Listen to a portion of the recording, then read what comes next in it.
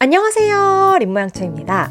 21년 잠깐 맛봤던 월띠브 월급을 뛰어넘는 보수입 만들기를 다시 오픈했습니다. 생각보다 영상 촬영에 드는 시간과 에너지가 많아서 한 2번 정도 하다가 조금 쉬었는데 말이죠. 저의 경제적 자유를 잃어가는데 가장 큰 원동력 중 하나가 바로 이 부수입이라는 생각이 들었어요. 그래서 매달 기록을 하면서 다른 분들께 할 수 있다라는 용기도 드리고 저 역시도 그걸 보면서 조금씩 발전해가는 제 모습을 정리해보고자 1월부터 다시 돌아왔습니다.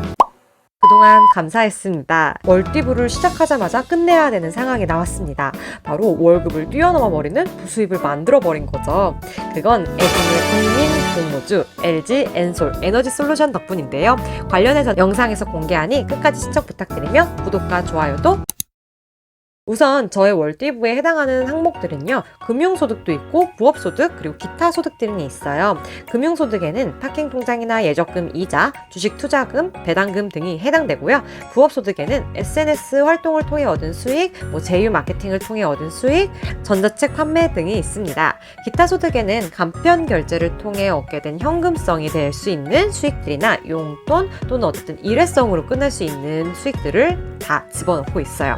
저의 최종 목표는 기타 소득을 제외하고도 저의 월급을 뛰어넘는 것이에요. 왜냐하면 기타 부수입은 일회성으로 들어오는 수입이 대부분이고 변동성이 매우 큰 편이기 때문입니다. 그리고 SNS를 통해 들어오는 수익들의 비중을 늘리는 게 목표예요. 현재 제가 하고 있는 SNS는 네이버 블로그, 카카오뷰, 유튜브인데요. 여기서 티스토리 블로그를 시작했어요. 아직 애드고시를 통과를 못했는데 계속 도전 중입니다. 그동안 카카오 애드핏 광고를 달아서 티도 안 나는 수익들이 생기고는 있습니다. 그래서 꾸준히 일정 금액의 현금 흐름을 만들어서 온라인 건물주가 되는 게 저의 큰 목표입니다. 월띠부에 해당되는 항목들은 모두 입금 기준입니다. 카카오뷰의 경우 수익이 집계가 되고 다음 달에 입금이 이루어지는 형식이에요. 저는 1월 정산 금액이 51,000원이나 됐지만 아직 입금이 안 됐기 때문에 이건 포함하지 않았어요. 그리고 현금성 가치가 있을 때만 기록하려고 합니다. 간편 결제를 통해 얻는 페이코 포인트의 경우 펀드 투자로 사용 중인데요. 이를 매도하면 바로 현금 자산이 될 수 있기 때문에 기록하고 있습니다. 네이버 페이 포인트도 마찬가지고요. 그리고 항목 중에 부동산 투자금은 넣지 않았는데요. 우선 거래를 자주 하는 게 아니기 때문에 1년 동안 영원을 기록할 수도 있고, 부동산 수익은 시세만으로 이미 제 자산이라는 느낌이 있어요. 새로 들어오는 수익이라는 것보다요. 그래서 주식 투자, 그 중에서도 공모주 투자에 집중하여 기록하려고 합니다. 1년간 포기하지 않고 단 12개밖에 올리지 않을 이 월띠부 영상 끝까지 포기하지 않고 업로드할 수 있길 바라며 22년 1월 첫 월띠부 결과를 발표해 보겠습니다. 1월 부수입 결과 321만 3,514원의 부수입으로 1월 급여 대비 무려 201%라는 엄청난 결과를 만들어냈어요. 이렇게 큰 부수익은 저도 처음입니다. 물론 1월 급여가 많이 줄어든 이유도 있어요. 대출을 시작하면서 원리금이 급여에서 공제되고 있거든요. 10년 전 첫 월급보다도 못한 급여를 받고 있습니다. 어쨌든 매달 이렇게만 있으면 좋겠지만 아쉽게도 이 중 가장 큰 비중을 차지하는 건 주식 투자 수익입니다. 무려 62%를 차지한 것인데요. LG 에너지 솔루션을 매도를 했거든요. 용돈벌이식으로 제가 간간히 공모주 투자를 하고 있는데요. 이번에 워낙 여기저기서 무조건 해야 한다길래 맛통을 좀 당겨 썼습니다.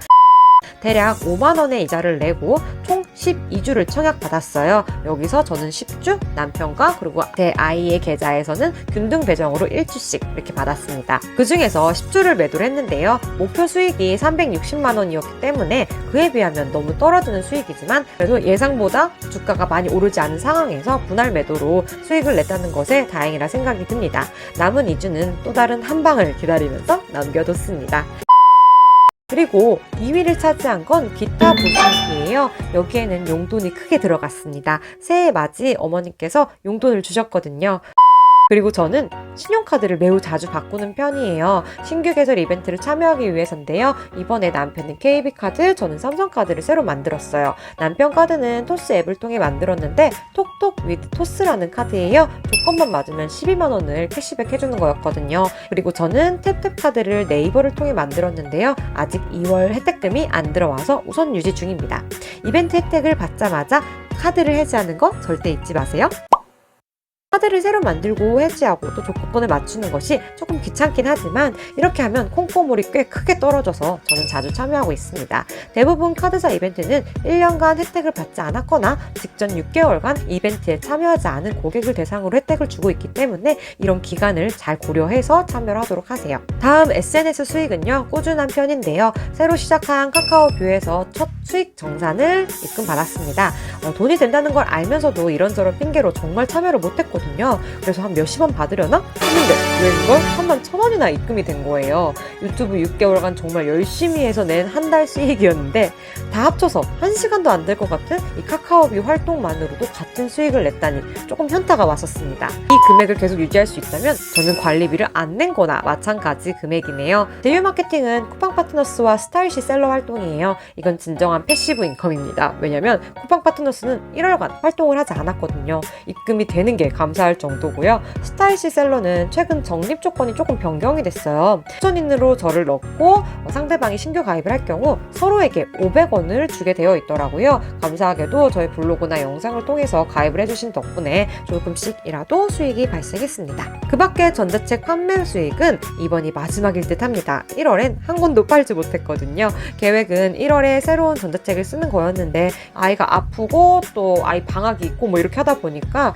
한 달이 훅 가버렸어요. 2월로 계획을 미뤄봅니다. 페이코 포인트는 제가 카드 결제를 할 때마다 무조건 페이코를 통해서 결제를 하고 있거든요. 그래서 받게 된 건데 모두 펀드에 투자 중입니다. 근데 여기도 파란비가 매우 많이 내리고 있네요. 기다리다 보면 오를 거라 생각이 듭니다. 이렇게 22년 첫 월기부 정산을 해봤습니다. 첫 끝발이 개끝발이 1월부터 시작이 좋습니다. 이 기운 그대로 2월에도 열심히 가열차게 부수익 만들어 봐야겠습니다. 제가 오늘 소개해드린 부수익 방법들 중에 여러분들은 어떤 걸 참여하고 계신가요? 또 다른 꿀팁이 있다면 댓글로 공유해주시면 좋을 것 같습니다. 그럼 오늘도 푸사길 걸으세요.